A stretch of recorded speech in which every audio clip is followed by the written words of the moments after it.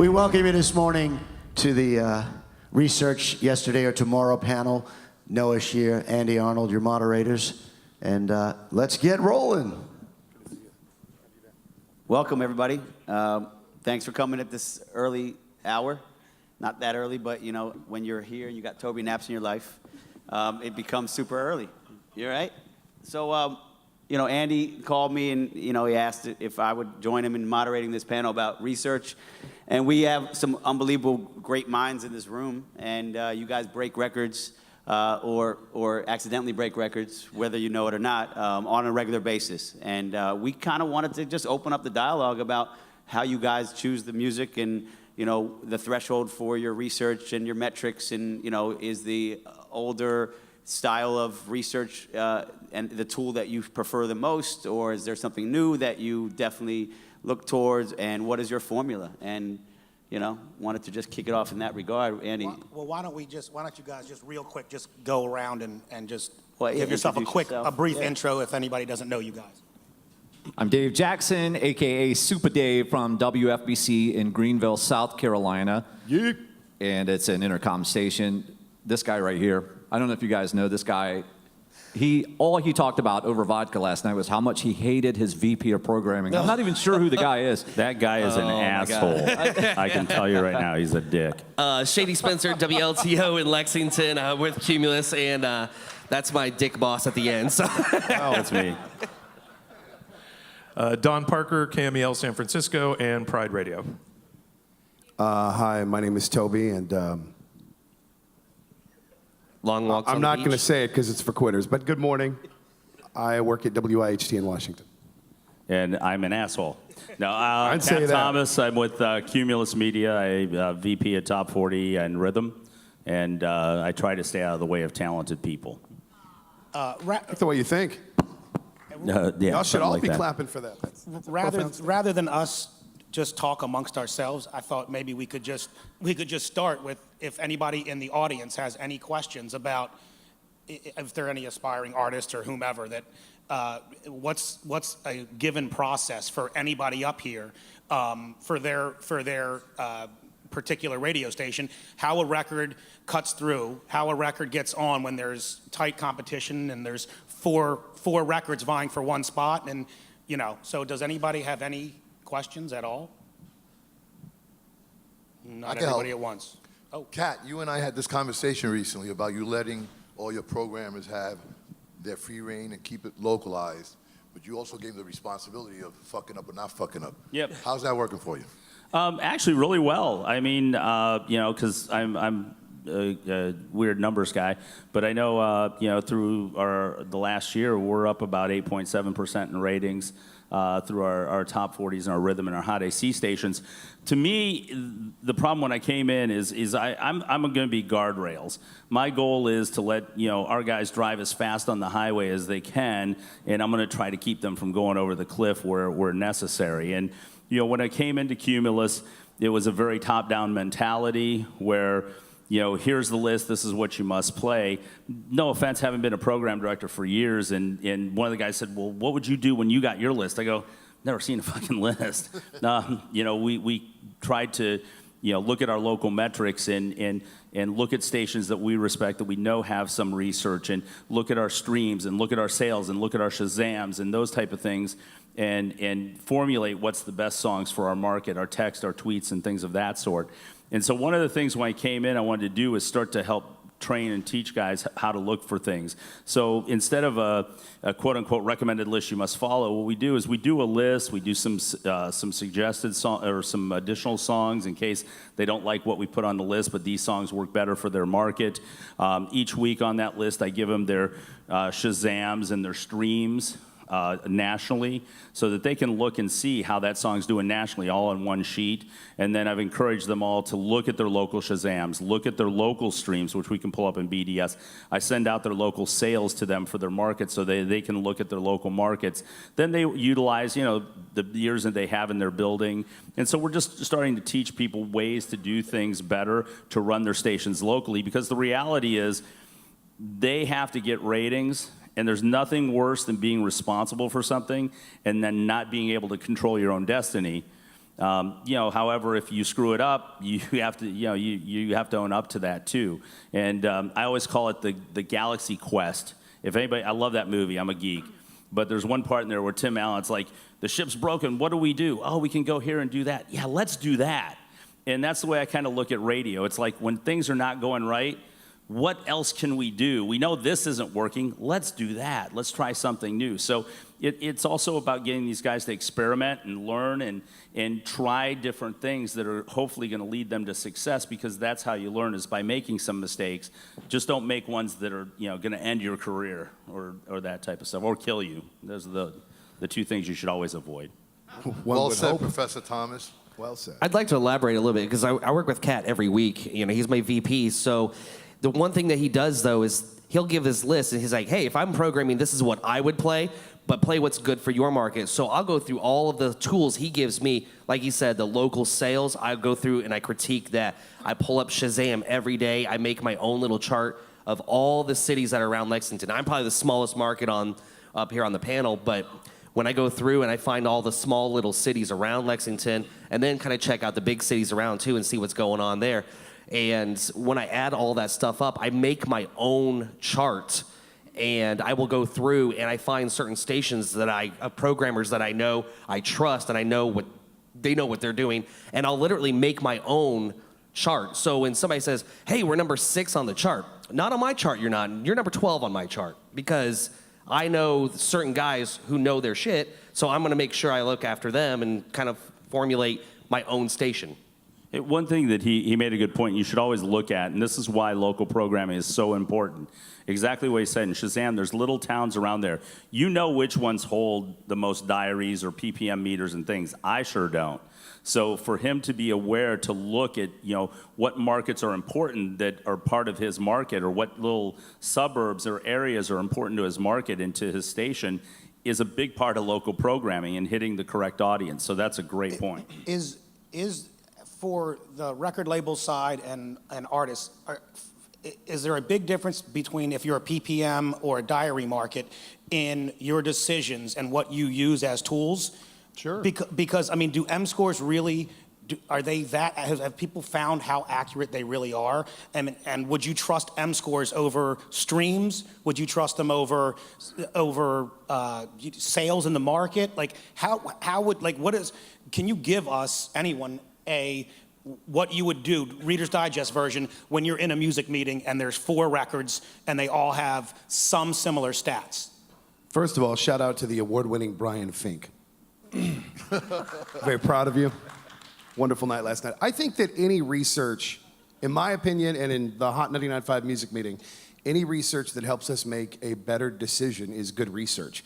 That being said, passion can trump anything. So you can show, I think Macklemore's hit, the big one, had like a negative 35 in score. And Medina was like, this is, but it was Macklemore. And you saw everything going on around it, and you kind of you're like, okay, I feel you that one guy in the middle of the night might not have really liked that Macklemore record. Because, that's the thing about M scores. It's like, okay, midnight to midnight. It's a 24-hour period. You don't know who's getting what. So it's a barometer. That Macklemore song was one of the biggest of all time. It's a legendary, iconic song now. Negative 35 M score. So should we have not played it? I think that But do you play records that are? Do you avoid records for passion reasons, even if it's a plus 14? Louis Fonsi, Daddy Yankee and the Biebs had a negative M score. Arguably the song of the summer. Did we not play it because it had a negative M score? No, I think anything is a barometer, but it's not the Bible. And so when you're in a tight, contested music meeting, and we have those, sometimes you look at the M score, sometimes that can be a decision, it can be a factor, but I would say to you 99% of the time it's a guide, it's not the Bible, and it's just one of many things we look at that help us to make a decision. Passion, I think, trumps all. One of the things I think so many people misunderstand about M score too is what you just mentioned. There's a custom feature which I found a lot of PDs don't know about, where if you just ask RCS to turn it on for you, right. You can exclude overnight spins, and that is a big source of big negative M scores. So I always look at it total, and then I also do the custom where I'm excluding overnights because that can change that M score pretty dramatically. And then of course, you look every week by week. You don't just look at the cumulative, and like you said, it's another tool. It's a guide. Right.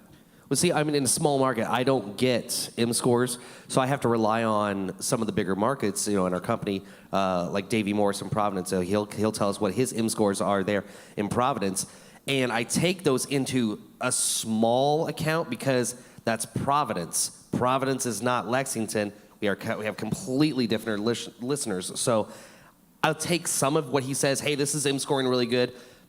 But do I take that and make that the reason why I add or not add a song? No. Well, the other thing just to tell you about M scores is the first 4 to 6 weeks of a song, it's probably going to suck. Right. Just understand that. So, when you get for your first week and you go, wow, this is terrible. Yeah, okay, we know that. It takes new music a little bit to familiarize. But what I always used to do is I always look for trends. I used to look for, is it trending up? Is it getting less suckier? So you start to see that. The other thing is to look over a period of time. I used to chart weeks, so it would have 7 weeks positive, 2 negative. That's pretty positive. And so it's just like any statistic. The more possibilities you have, the more it levels it out. So, you take it with a grain of salt. It's a piece of the puzzle. Unfortunately for a station, it's also the piece of the puzzle that the person's voting on your station that determines your ratings. So you don't want them to tune out at any chance you get. But, you also have to take it with a grain of salt and understand that it will grow or it'll die. But don't just do it in 1 week. In terms of your traditional or online or your company research, does bad research trump good research in the sense of, in speaking with radio, there are guys that be like, it's been really good for 2 weeks, I'm really close to moving it up. And they don't, but if they get one bad research, they'll move it down. And does bad research scare you more than good research make you comfortable? Yeah, I was going to say, I think if you're doing it week by week, you're just shooting yourself in the foot. You're being reactionary. The reality is there's times when we love a song and it just can't get it to research. I was wrong. There's times when I've hated a song. Crap, this thing's going through the roof. Right. The key, my dad always told me that the key to success isn't not making mistakes. It's understanding, putting your ego aside and correcting your mistakes quicker. Winners just correct their mistakes faster. They don't make less. They just figure it out faster.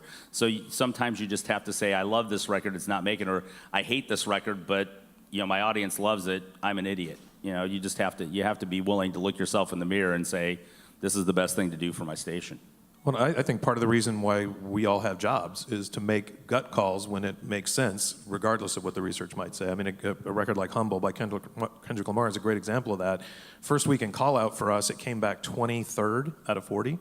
And we had it in Power because it was like streaming #1 in the market. It's #1 Shazam all over the place. It's like you can just see that record's happening.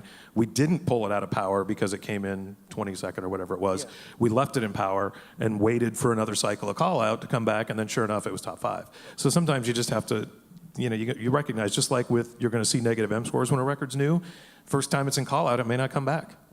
But you got to look for a trend. And the song that defines that? Justin Timberlake's Can't Stop the Feeling. Yeah. You remember, the research on that was never great. The research on that never justified the fact that we, at least in iHeart, moved that to Power like instantaneously. I've never seen anything move that fast. And the research never caught up. But then 6 months later, all those metrics were there. We just knew. And, that was one of those things we just kind of went on gut with and we ran with. And the numbers were never there early on. But look at what that song became. So nowadays, do you find yourselves, and this is to everybody, in the past, historically speaking, you guys with research would never really move records to Power unless they actually said, we are performing this way. Do you find yourselves now with the new tools around you able to do what Don did, where a record is 23rd in research, but yet all the other metrics are there, so you feel more comfortable doing that now? And is that more of a new model and mode of thinking as opposed to where you were in the past? And again, do you feel comfortable with that decision? Are you watching that benefit your properties and in the process of what you're doing with your radio station? I mean, I'll just start by saying if I relied solely on research, I would still be playing Hello 125 times a week. Right. So, I mean, there's definitely some art to the science here. I mean, I'm a big data guy. I love having access to as much data as I can, whether it's Shazam, whether it's Music Choice, sales.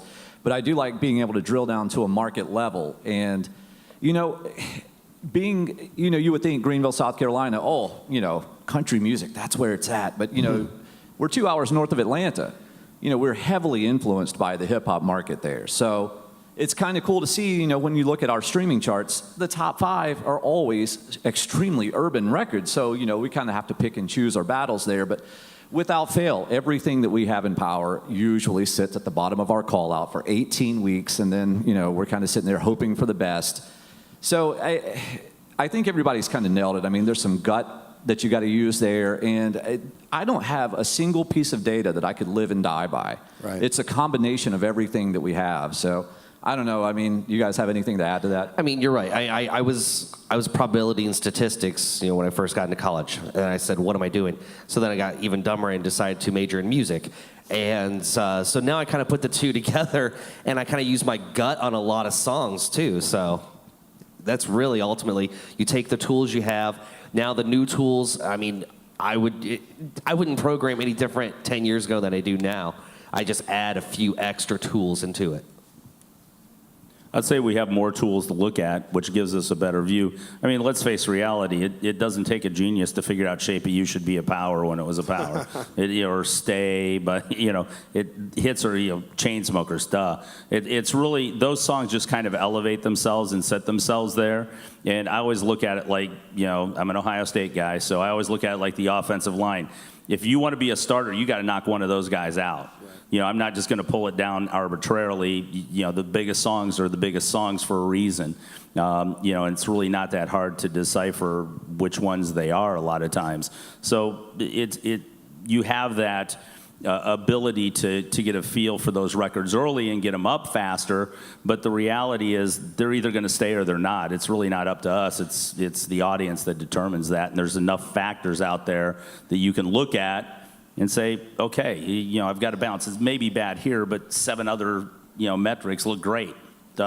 So if from a programming perspective, your thoughts and your theories haven't changed, has all of the not new, but the influx of data, has that forced you guys to be more aggressive with seeing a record react faster than you would normally like to see? Or It's got things up like quicker. Tyler the Yeah, Creator is sold 100,000.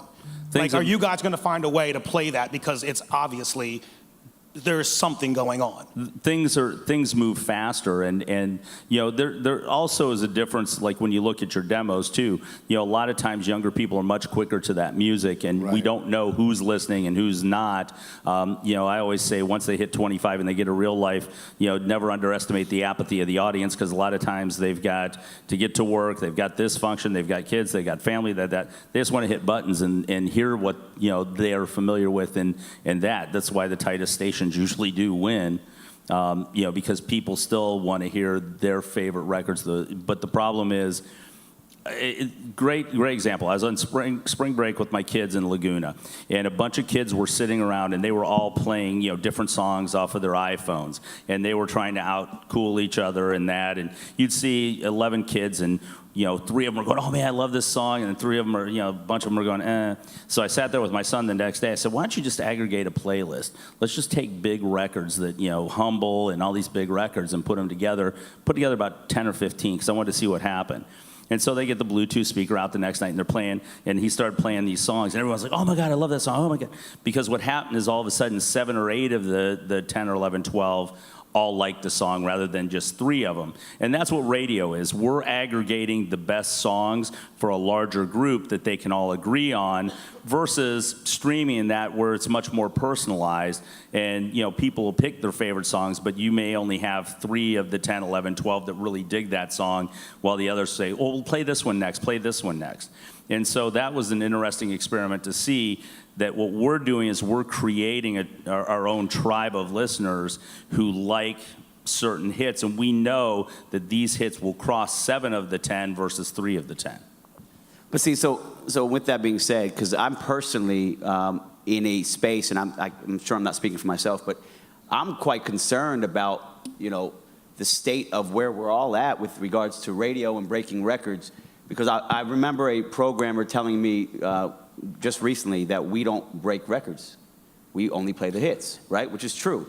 It's very much true. Right, and I get that. My question is, if radio is no longer, because I'm watching stations slow it down completely to a point where, I don't think there's one person from this market, but at PYO in Orlando, they are a recurrent radio station. They probably shouldn't even be on the rhythm panel, but yet they will wait until the records are hits, and they're probably doing okay because of that, which is quite concerning. And you guys really still hold the key to breaking new music, but because it's slowed down significantly, are you seeing the industry in your mindset come to a slower pace in terms of putting in new music, taking these chances, being able? Because you're sitting there with a group of 10 kids, and 3 of the 10 are liking one thing, and the other 7 aren't. That's been that way for always in radio. True. Right? But you know what it is? You can't break every record. Right. So you have to pick the right one. You have to pick the ones that you believe in that are the right records. Not only that, but I always tell, and Shady's heard this probably way too many times, the vibe of a listener at 11 a.m. on a Tuesday is different than the vibe of a listener at 7 p.m. on a Friday. And so I can be probably a little more aggressive at 7 p.m. on a Friday because people are in party mode and everything else. But if I play that song that they love Tuesday at 11 a.m., when they're kind of in a work environment and they're doing that, they got to find something else to listen to. So, my job, like your job, is to get records played. My job is to get listeners to tune in, listen to us, and build our brand to them so that we're just beyond a streaming service. I don't know if you saw today, there was a blog, Jacob's blog, about iPods are dead now. They're going to stop producing iPods. The iPod's dead. Remember when the iPod was going to put us all out of business? Mm-hmm.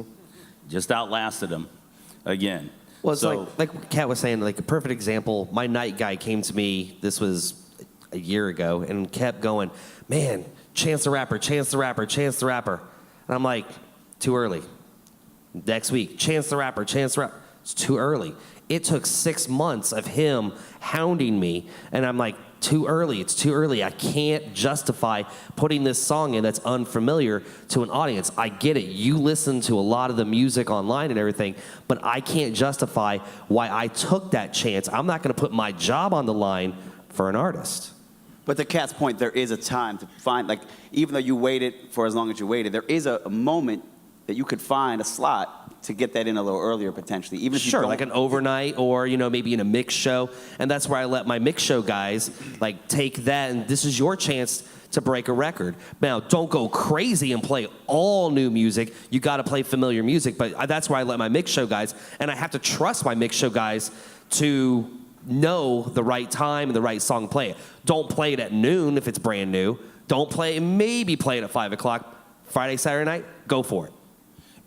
Is it a stereotype, or is it not even true that a lot of times your meters really become just next to nothing after, say, 7 p.m.? Or is that not true? Yeah, there's no denying that. I mean, if you look at that data, So- and you trust that data. But yeah, at 10 o'clock at night on WIHT in Washington to have 0 meters, that's... I don't How know much that I do you guys believe that, love but- when a record rep says, yo, but you got a plus 22? You're like, yeah, it's all fucking overnight spins, right? Like, those people obviously stay tuned because they're not tuning out because they're doing... I wonder how y'all got our data. My That's question, what I think. My question Oh, is, really? if that 7 to 10 p.m., why wouldn't more stations make that a breeding ground for breaking records rather than still playing a record that you already know is a But it hit is. if it's not going to move the needle? But it is. I mean, it is a place where we have, we up the news at night more so than the news during the day.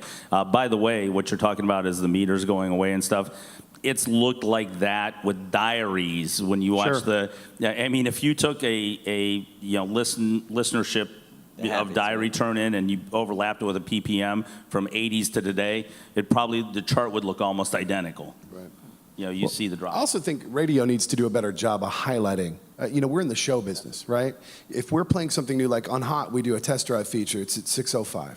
right? 605, drive home. We've kind of wrapped it into the whole drive home thing. And people know over the last 2-3 years that we've done this since Medina, you know, we hammer that as being where we break new music. Yeah. And we hammer that #1 for new music position. Click thumbs up on our iHeartRadio app if you like it. And by the way, it can be from anywhere. I mean, we were playing Sam Hunt stuff, 2 years ago, just because people were loving it and the dude sounded like the Drake of country. So I think radio has to, in my opinion, get back into the show business when it comes to new music. You know, we need to highlight the fact that we are playing new stuff. When we're playing Logic's new song, we need to make a big deal out of it. And I don't know that we're doing enough of that. So it's kind of on us, you know, if we believe in something new or we're doing a new music feature or we're doing whatever, we need to own it. And we need to make it something that's exciting and something that means something and create a moment. That way it becomes something, and in the case of Hot, it becomes a benchmark. You know, I don't know that we are doing enough of that. And it can't just be one of those throwaway hot or not features at night. I mean, if you're going to champion new music, even if it's one time every day, own it. Pound your chest that you're doing it. We are in the show business. And this is something brand new that they're going to get on Friday or something. You know, that's the one thing that we have in radio is that we have this relationship with the Noah Shears of the world where we know about a new song before iTunes does. And we can be out in front of it. So I think we need to remember what we're in the business to do, and that's to entertain.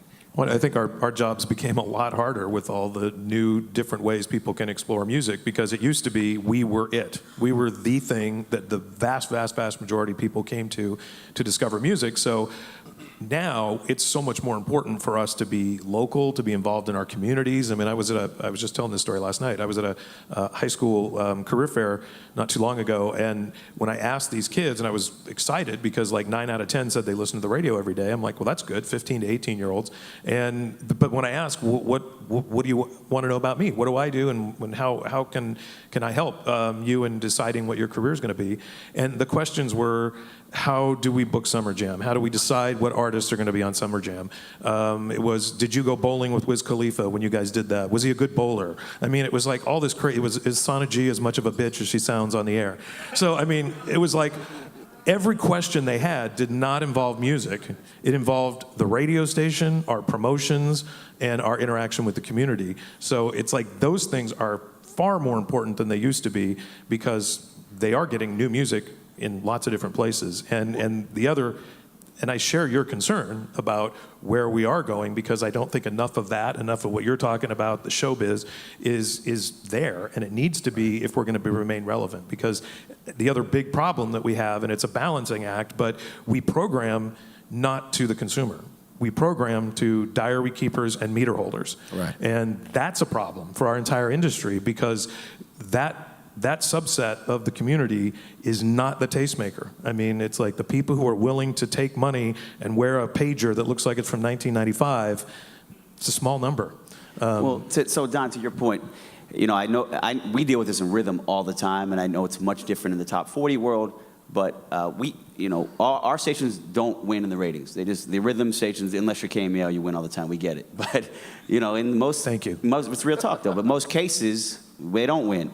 So I find that NTR is probably a big, and correct me if I'm wrong, but if your station is not #1 in the cluster, the pop's beating you, but yet you're earning more than them, then it doesn't matter what your ratings are, right? Correct? I mean, yeah? No.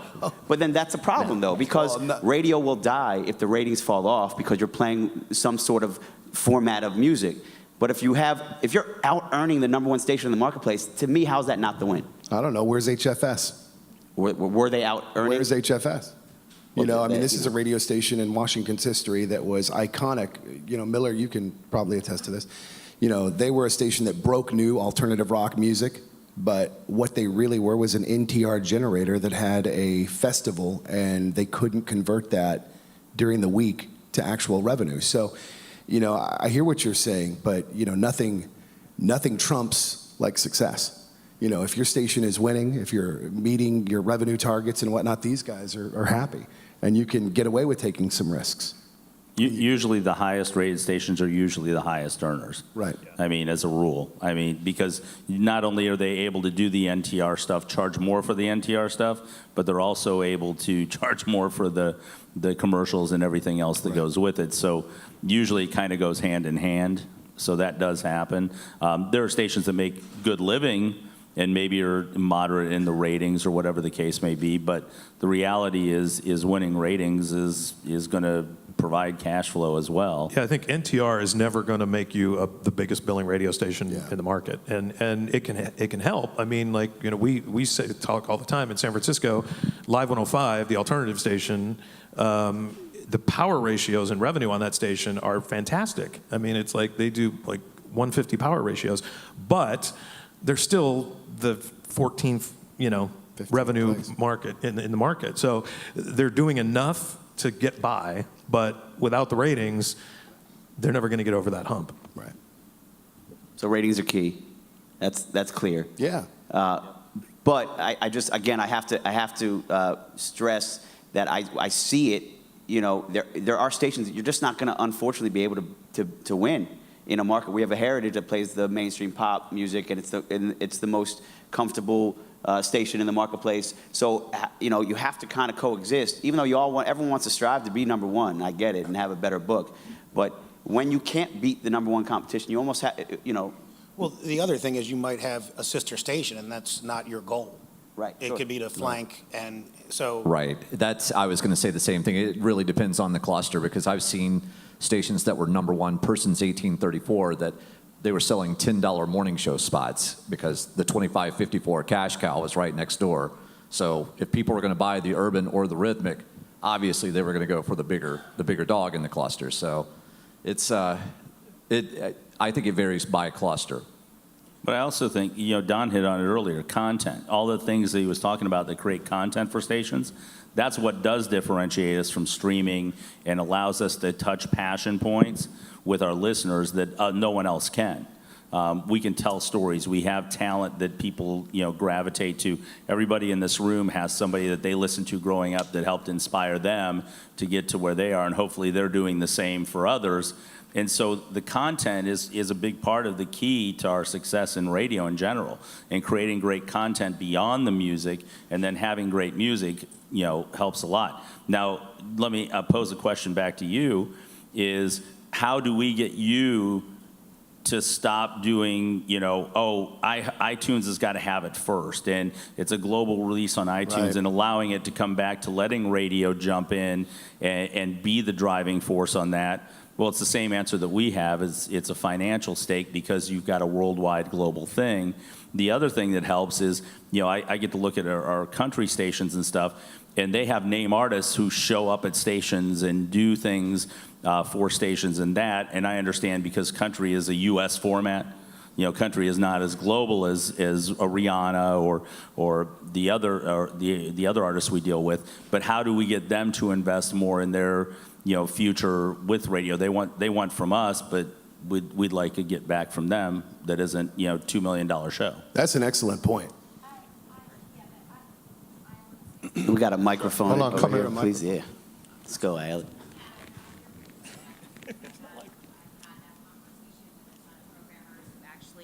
Who do rhythm and who do country, and there's a different mindset in country, but I think and I think rhythm actually does do this the best out of all of them, but I think we can still do better. When we come with an artist that's a developing artist, it is a lot harder to get on the radio. But once it does, we take it song for song. So if I have my artist doing 5 things for you guys, that the next time I have another song, I'm still like working at the bottom again. And I don't have J. Cole anymore, but I remember every fucking time I had a J. Cole record, no matter how much shit he did for radio, and he did a lot of shit. And it was an amazing partnership, but because he had smart hip hop, and it wasn't as melodic as Drake, but we knew in our hearts that it was, you know, right for you guys, it still was like working him from the beginning. And in country, I feel like I've seen emails that country promotion people have sent to programmers. They're so methodical of like, hey, we're gonna go number 1 in 4 weeks, and we're expecting you guys to be in power rotation. It's very methodical and frightening. And we don't have that. And I do feel like we've lost a little bit of, hey, where's that partnership of, you guys supported this guy on the first song, and look, we're not crazy. If it's a shit song, the next single, I don't want to be working it either, you know? But for the most part, it's like, we want to try and bring back that loyalty as well. And it's a lot harder to get these artists to do X, Y, and Z for radio when a promoter's paying them $50,000. But you do have those guys that are doing it, and I feel like they should at some point be rewarded. I also feel like, at least at Rhythm and Urban, there's bidding wars for artists because of their viral or their social media or their SoundCloud. And I don't know country at all, but I never seem to hear that there's a bidding war for the next And whoever. that's the whole thing, is And country so- is a U.S. format. Yeah. Whereas you're dealing with global artists But- that are wanted in Australia and Asia and Europe and all over the place. So By it's a the different time, world. by the time Columbia or Interscope signs Black Bear, he's out doing 3,500 to 5,000 seat venues on his own. The guy can make $70,000, and we want to be able to bring him to Lexington or wherever for $5,000. And that's the to hard that part point- with me in Lexington. I can't get an artist because I don't have a budget for an artist, so I have to rely on up and comers to do like a frat show or something like that at the university. And when I want like a real artist, I can't get them, and it's because somebody's going to hate me for this. Some of the major market guys have burned some of those bridges for the smaller guys. And I like to support You do. the artist. If an artist comes to me and does a show for me for free, yes, the next song, I'm definitely going to look at it a little harder because now my audience has somewhat of a connection because they got to meet this guy. They got to hang out with him. They got to eat pizza with him. Now it's like they've grown with the artist. And I think those are huge. And when we have artists that come in that are super humble and are willing to do that, it goes so much further than paying $60,000 to have an artist come in.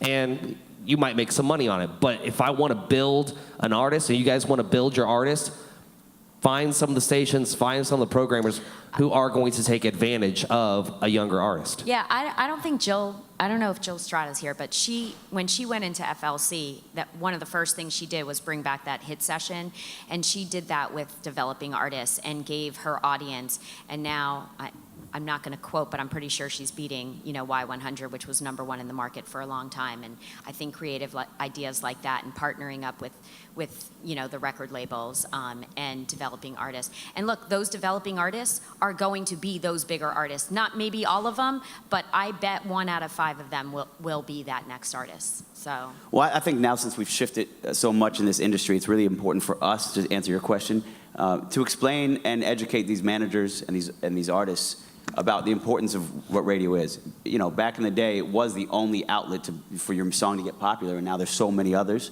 But I think now, more than ever, it's about educating them the power of what radio can do for their career.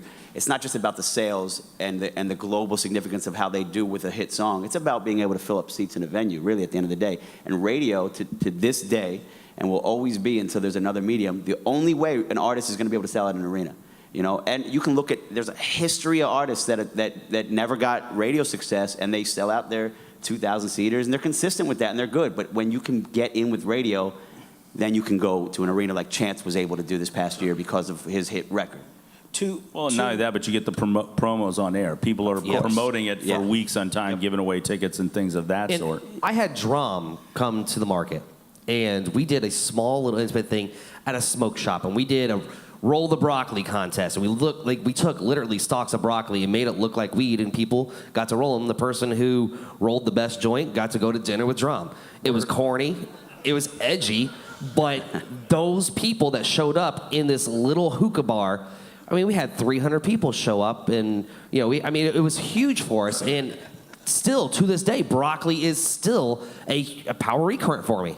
Well, back to what you were saying, Shady. I saw Dante just walked in, and Dante's been working the Zuke City record for a long time. And correct me, you can grab a mic, Dante, but I feel like the record has been at a number of radio stations stuck in overnights and spikes, and you're seeing some signs of it being a real record, and you're willing, and not you, but a lot of these labels are willing to bring artists around, and guys are like, man, I don't know what they mean, and I don't know this. Like, how do you win? Me and Dante literally just had a phone call before we walked in here because I was kind of playing with Suitcase City, doing some overnight stuff, doing some mix show stuff, playing it at night, giving it a chance. The research just wasn't coming back quite good enough for me.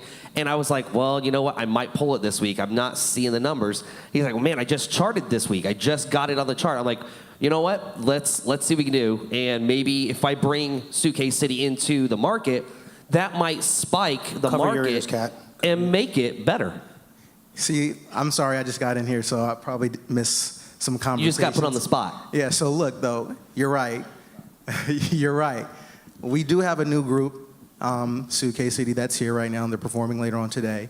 We're dedicated and committed to breaking them. We want to partner up at radio, but you hear the excuses all the time. There's this bigger record. And I understand, because I came from radio as well, you have to play those records. You're going to get traction from a Jay-Z or a Chance, that because they have various platforms that are promoting them. For someone like Suitcase City, they're a brand new group. Like, they don't have the following like those other artists. So we have to come to radio as partners and say, how can we dig into this deeper and make something happen? I remember back in the day, that's what we used to do. We used to say, okay, let's strategize this. Let's come up with ideas together. And as a label, we're out there, we'll support whatever event that you guys have, you know, promo, whatever it is. But we have to like say, you have to pick a side on what you want to do. You want the big artists? You're probably not going to get them. But a group like Suitcase City, we're willing and able to do whatever you have to do to partner up and get them out to the market. And what you got to say? They could be the next biggest star. They could be the next big group. I just wanted to add to Dante. I'm Terry from Boston, Houston, Magic, and Radio Now. One of the things that I think ultimately we're talking about when it comes to new artists, especially in Dante's case with Suitcase City, is exposure. It comes down to exposure, and I love what the idea was is about creative content.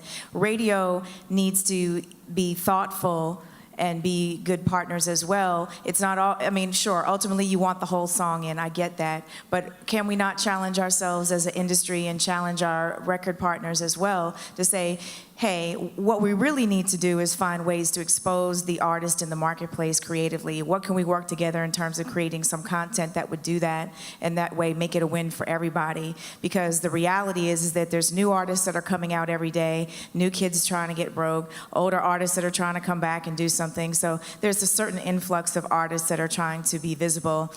Radio, we still need to pay the bills, we still need ratings, we still need all of that. But I think going back to Kat and some of the other points that are made up here, it's our ability to create original content that's going to continue to set the best stations apart from all of the things like the Spotifys and streaming services. When you sit down, you talk to a group of millennials, of course they're consuming all those platforms. They're interested in SoundCloud, interested in Spotify. But when you ask them, do they listen to radio? And a lot of the kids still do. What are they coming to radio for? It is the content piece. It's the fact that we can curate the music. So even with my talent on the radio stations, regardless of format, whether it's my adult contemporary, my pop station, or my rhythm hip hop station, the challenge is still the same with the talent. How do we curate the culture on this radio station so that people have something to gravitate towards? So I think there are ways we can be creative beyond just adding a record to a playlist to work together as partners to expose artists. You know what country does well? And this is something I think that pop, rhythm, urban, we could all learn from. Country radio, it's been my impression, they create moments. They create experiences which are lasting. You can have a new artist or you can have Taylor Swift. They all operate the same way. I think we probably as an industry, and at iHeart, Don, we're pretty good about this, we try to create moments that last. We try to create experiences for our fans that will continue. I mean, in a lot of ways, it dents the soul, some of the stuff we do. I mean, we create experiences that money can't buy. And I think that that's the combined power of radio and records. If we can, in these brainstorming sessions that we have, figure out how to create more moments where you're rolling, you know, broccoli joints, I mean, that's awesome. I'm sitting there filing that away because we should do that at Hot in DC. I mean, that's brilliant. And people are going to remember that for the rest of their lives. And it doesn't have to be rolling broccoli joints. It doesn't have to be a trip across, the pond in a private jet when we get Bob to let us use his jet finally. It's one of those, I think that if we can get in the business of creating even more unique moments, we'll both win, I think. I mean, it's just, and I think, and there's nothing stopping us. I mean, it doesn't cost money to do this. It's an artist saying, yeah, I'll go have dinner at somebody's house. I'll go have broccoli at somebody's house. For the question for the labels, like, I feel like you have to, the meet and greets and that have kind of gone away with the large artists, unless you're buying a VIP package or whatever. It seems to me like, no, they're not doing meet and greets this time. They did them last time. And I just want to know from the label's perspective, like, is it possible to go backwards and get back to, because as you were saying, listeners' experience is a 7-second Snapchat or whatever with that artist that they can keep or whatever, and it's pictures and it's experiences, and it's more and more difficult, it seems, with the big artists to get that experience for your listeners. Yes, no, it's something that Noah said about getting the managers to understand, and kudos to Def Jam and that. Back when Bieber first came out, KLUC, if you look on media, BDS to this day, it's the #1 most played Bieber station in America, and we were really early on that with them. And I just remember that investment, and that's the key, is find a song and an artist you love, and then invest in them. You don't have to invest in all of them, but when you do believe in one, go ahead and go all in. And it paid dividends for us. Actually, one of our highest meter count weeks is because when he did his first tour, he remembered that we were, the biggest played station. We were out in front and everything. We did a show with him with 300 listeners in a small private place at the Hard Rock. And then when he did his tour, we got meet and greet passes. We got a large portion of the market stuff because we were there early. And thanks to Island Def Jam and the folks there, Noah and the whole group there, for recognizing it, and also Scooter Braun for saying, "Hey, we appreciate you being there early.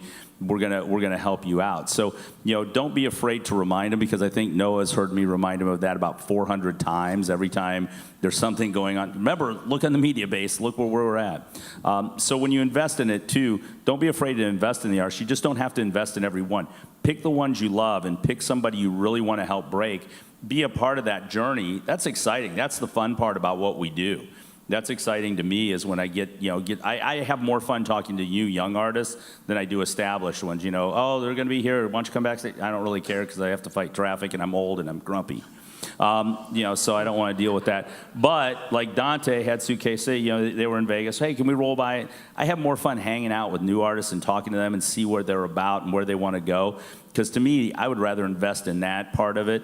I'm going to be wrong sometimes, but when I do hear a song that's like, God, this is a great song, let's jump in on it, I'd rather be on the front end and have them remember me than to jump in with the big pond with everybody else and be forgotten.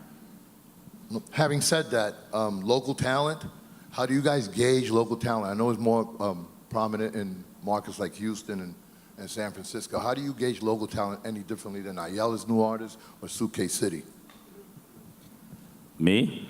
It's simple. It's a good song. Yeah, the tough part is sitting there in front of an artist and listening to songs with them and go, God, your production isn't good. And then pulling out something you think is really good in production, have them A/B it and listen to it. I don't like doing that in front of artists, because sometimes you're telling them their baby's ugly. And that's kind of hard, but luckily I've become heartless over the years. And so we can go ahead and it's tough love, okay? I'm going to give you tough love. You don't want to hear this. I'm going to tell you, by the way, my wife baked brownies, so you can grab some brownies on your way out. So I think you have to have, you have to have a modicum of honesty with them, and I think that they understand that, and they don't always like it. But, if you can show them what they can do better and give them constructive criticism on things that might make a song better, or that, they usually appreciate that and are excited to come back and talk to you the next time. And it's funny Kat said that, because when I was in NHT in Fort Wayne, we did 9 o'clock, we did Battle of the Streets. I took 2 local artists. We played the 2 songs. Get your crew to call in, vote for your song. The song that wins goes on to the next day. If you can make it all 10 days, then I'm giving you 20 spins and overnights. And to them, they were like, whoa, okay. So, but 20 spins to a brand new artist off the street. 20. And so, but they got, they got 20 spins like throughout the week. And then if they won, I gave them an additional 20 spins. But that was a chance for them to say, you're going to hear me on the radio. And they went and they plastered it all over social media. And people that probably wouldn't have listened to my station because they were friends, they turned us on to check out their art, their friend on the radio. And there were some artists we would get, and it was just total trash. And I told him, I said, hey man, that song was probably the shittiest song I've ever heard. And they showed up at a remote with their whole crew. And I'm like, this is it. This is the time where I end up murdered in the streets. And they were like, man, that was pretty shitty what you said. I said, hey, I was just being honest. Would you rather me told you your song was awesome when it was garbage and then it goes nowhere? I said, get back in the studio, clean up your stuff, bring me a better song the next time. And they did. And they went the whole 10 days and they killed it. So. Local artists have been a big part of KMEL's success throughout its entire history. I mean, way before I was there. And, you know, we do a lot of outreach to the community. We do a Music Monday every Monday where people can come in locally and meet with us and play their music. And, yeah, most of it's all garbage. But we do find some stuff every once in a while. I mean, this group, SOBRBE, which just got signed to Empire, they're going to be on our Summer Jam show this Sunday. And they're hot in the Bay Area. I mean, they can sell out, you know, a 2,000-seat arena just or venue on their own. And we also do home turf on Friday nights where we play an hour of local music from 11 to midnight. So that's a big part of our connection to the community is local artists and helping expose them. And many of them go on. I mean, G-Eazy we played long before he was signed. You know, I mean, Sage the Gemini. I mean, there's a bunch that we Again, the reason why radio is so important, you know, like I know HTP in Portland, Maine, like he ended up beating the top 40 heritage station because he brought local talent on and he had, you know, kids from the high school like doing a small like segment and people wanted to listen. It's probably how Felly Fell won when he came to LA when he started all those, you know, battles between the high schools. And I will give, you know, KMEL a ton, you know, we have signed a few artists from, you know, him playing on KMEL, and I think we should continue to do that. So if any one of you guys has someone that's hot in your market, please send our way. We have Finder's fee? we have run out of 10%. time. All right, I want to thank our first panelist of the day for doing this great panel. Everybody, big hand for your research today, tomorrow. We're gonna take a quick picture, but we're gonna roll right into the next panel. If I have Geronimo in the house and all the artists for the Road to the Electric Zoo,